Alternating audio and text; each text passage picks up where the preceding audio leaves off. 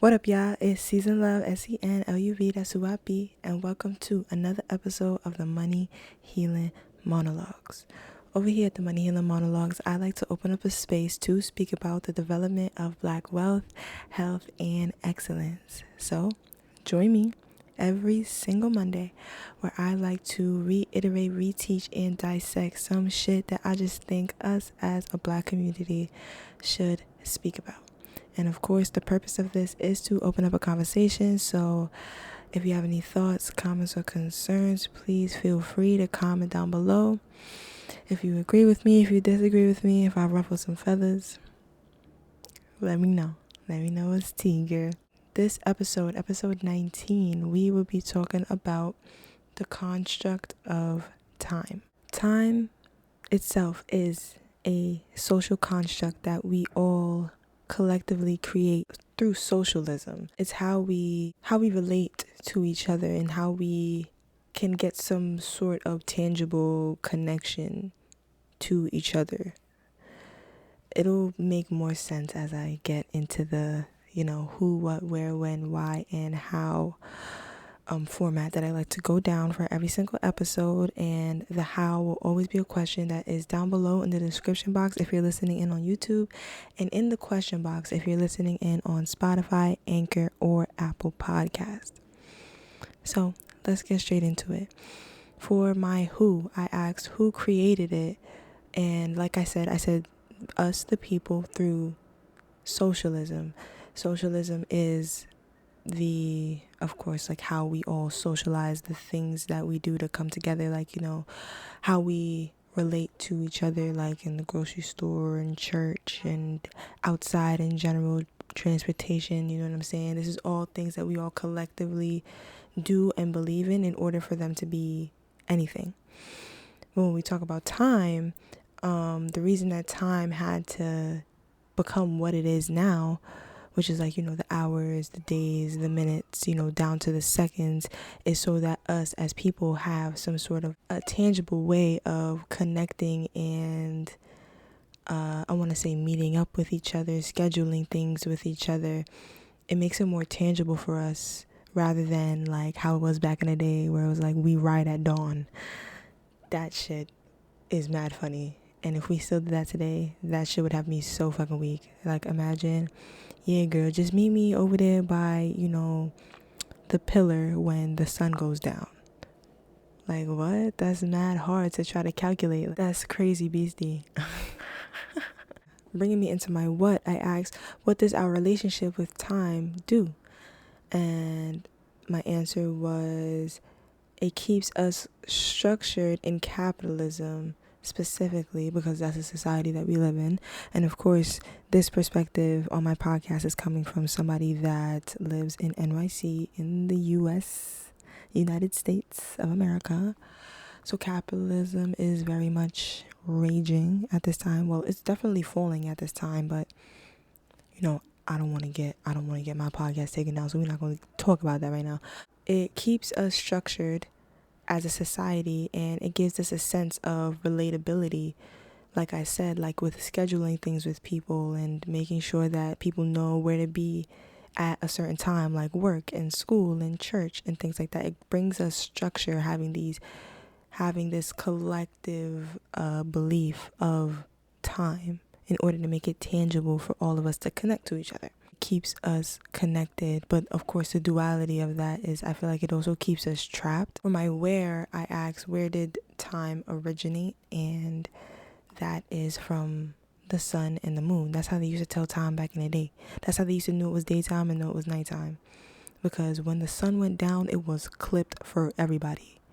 Like, it started getting cold, like there was no more light. Imagine back in the day and you didn't know what the fuck like night and day was. They was shaking and rolling. They didn't know what the fuck to do. But like, if you really think about it, the sun and the moon is our only real, I want to say, tangible sense of time at all. Without the sun and the moon, with like both of them together, not just the sun and not just the moon, but both the sun and the moon, and how they be playing tag, every single day, that is our literal physical representation of time. You feel me? And then bringing me into my when, I ask, when does this construct become overbearing? It becomes overbearing when it starts creating the illusion in our head that we don't have enough time for anything. Because if we really want to be realistic and we take away the hours and the days and the minutes and the seconds, all we have, like I said, is the sun and the moon to tell us like when, is nighttime and when is daytime. That's it. Other than that, everything else is an illusion that we created in order to make us more comfortable in this society. Like I said, waking up for work, you got to be at work at 8 a.m. So you got to wake up at 6 so that you can make your commute over to work by that time. But in all reality, if we didn't have all of that, you know what I'm saying, it would just be like, girl, get to work when the sun comes up. Like, make you at your desk when the sun comes up. And that is so bizarre and so crazy. You know what I'm saying? So of course there's some benefits to this collective belief of time that we all have. However, I think it becomes overbearing when we start tying it to like our worth. Like, oh, we don't have enough time to do something, or we're running out of time to do certain things, or it's too late to do something. When we start tying it to our worth and the things that we want to do, the things that we want to accomplish, because that puts a lot of pressure. Time puts a lot of fucking pressure on people. Like, a lot of people wake up in the morning, rush into fucking work because they have to get there at a certain time because that's their schedule, you know what I'm saying? And that's the collective belief that, is had at that job. Like, okay, we have to be there at 7. Make sure everybody is here at 7 so that we can have enough time to do this, this, and this, and this. You feel me? I think that pressure puts us in a position to, insert more self-doubt, more self-hate. It's just more reasons to be harder on ourselves.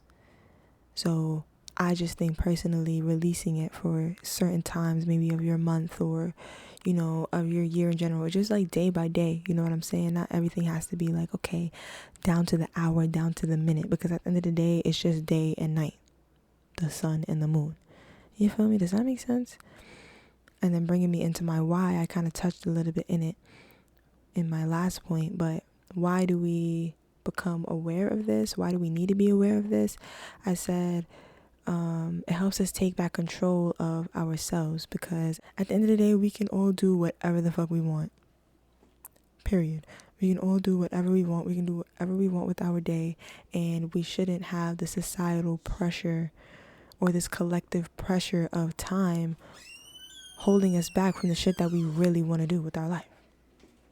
It just doesn't make no sense. Because the only thing that's really, truly, genuinely tangible is the present moment. If you really think about it, like right now, here, right now is the only thing that I can really do anything with.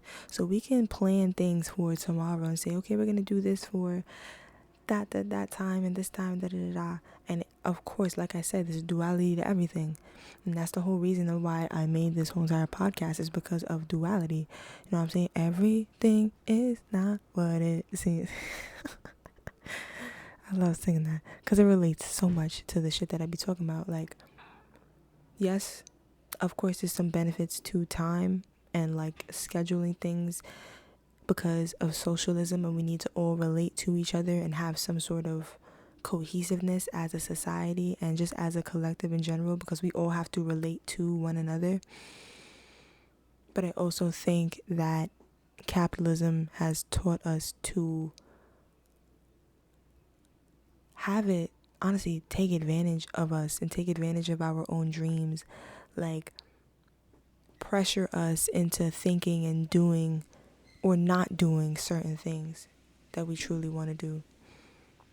And I just find that so interesting how this thing that we all collectively believe in, because once again, I think I made a video about social constructs already, but like, once again, this whole idea that the only reason it exists is because we all believe in it and we all collectively believe in it has so much weight on what we do, what we think, and how we act in this lifetime. I just think that's interesting to think about. I don't know about you. You let me know what you think about that in the comments. I just think that's mad interesting.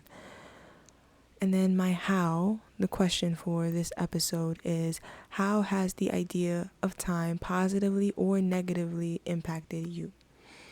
So I would say that the construct of time definitely impacted me in my adolescence, like when I was in high school particularly, like because of course, like, oh my god, you had to be at school at 8 a.m, not be late and shit like that every single day, like Monday through Friday, had to be there at a certain time. And work also, like, but work wasn't that hard for me to get up and go to because like I had money attached to it, and it was like, okay, well, I'm gonna get up and go get my money. I'm weak, and that gave me more of a motivation. But for school, especially because I hated fucking school, like I really hated school, like I did not see the point of it, that really fucked up the side of me that I want to say was motivated to learn, because I love to learn. I love to learn new things, but the fact that I had to be there at a certain time, I had to have certain assignments in at certain times, like